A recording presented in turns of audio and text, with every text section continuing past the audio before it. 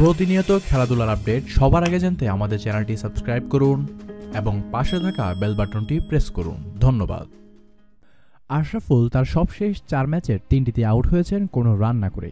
আজ ঢাকা প্রিমিয়ার লিগের শুরুটাও ভালো হয়নি। গাজী গ্রুপের বিপক্ষে ফিরেছেন কোনো রান না করে। বাংলাদেশ প্রিমিয়ার লিগে পর্যাপ্ত সুযোগ না পাওয়ার কথা বলেছিলেন মোহাম্মদ আশরাফুল।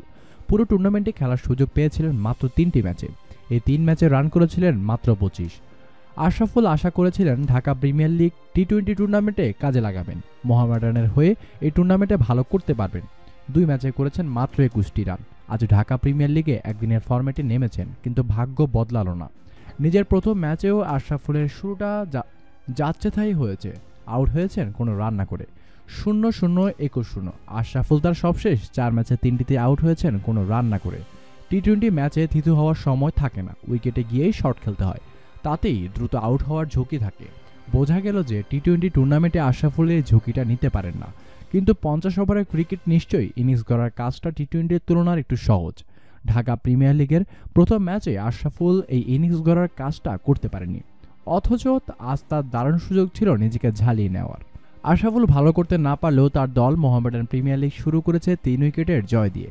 বিকেএসপিতে মোহামেডানের পেসার সফিউল ইসলামের তোপেই শুরুতেই ব্যাটিং বিপর্যয়ে গাজী গ্রুপ ক্রিকেটার্স পড়েছে। 6 উইকেটেই হারিয়ে ফেলেছে 26 রানে। এই 6 উইকেটের 5টি শফিউলের। ধ্বংসস্তূপের মধ্যে লড়াই চালান তৌহিদ তারেক ও শামসুল ইসলাম। দুজনের সপ্তম উইকেটে 101 রানের জুটি কোনোভাবে মান বাঁচায় গাজীর। তারেক আউট হয়েছেন 56 ও শামসুল অপরাজিত ছিলেন 71 রান করে। 45.2 ওভারে অল আউট হওয়ার আগে গাজী গ্রুপ টেনে টুনে করতে পেরেছে 182টি রান। 183 রানের সহজ লক্ষ্য তারা করতে নেমে বিপর্যয়ে পড়ে মোহামেডান। আশরাফুলের মতো ব্যর্থ হয়েছে দলের পুরো টপ অর্ডার। 87 রানে 6 উইকেট হারানো মোহামেডানের সামনে যখন চোখ রাঙাচ্ছে পরাজয়, তখন পাল্টা প্রতিরোধ অধিনায়ক রাকিবুল হাসানের ব্যাটে। তার অপরাজিত 82 রানের ইনিংসে উদ্ধার করে মোহামেডানকে।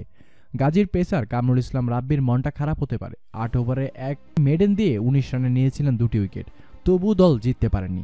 পারবে কি করে? ব্যাটসম্যানরা যে ভালো স্কোর এনে দিতে পারেননি। রাব্বির হতাশা আরও বাড়ছে। 2 বলে 2 উইকেট নিয়ে হ্যাট্রিকের সামনে দাঁড়িয়েছিলেন, কিন্তু হলো না। পেয়েও না পাওয়ার দিন ছিল কামরুল ইসলাম রাব্বির জন্য। আজও পুরো ঢাকা প্রিমিয়ার লিগে হয়েছে low scoring match. Mirpur prime ব্যাংকে 196 রানের লক্ষ্য দিয়ে খেলতে নেমেছিল খেলাঘর। এই লক্ষ্য পেরোতে ঘাম ছুটে গিয়েছে প্রাইম ব্যাংকের। 18 বল আর 2 উইকেট হাতে রেখে কোনোভাবে জয়ের প্রান্তরে পৌঁছে গিয়েছিল প্রাইম ব্যাংক। ফতুল্লায় শাইনপুকুরের দেওয়া 176 রানের লক্ষ্য প্রাইম দোলেশ্বর অবশ্য ছুঁয়েছে 9 উইকেট হাতে রেখে। ধন্যবাদ জানাচ্ছি আপনাকে এতক্ষণ সাথে থেকে খবরটি জানার জন্য। প্রতিনিয়ত খেলাধুলার আপডেট পেতে হলে চ্যানেলটি সাবস্ক্রাইব করুন এবং পাশে থাকা বেল বাটনটি প্রেস করুন।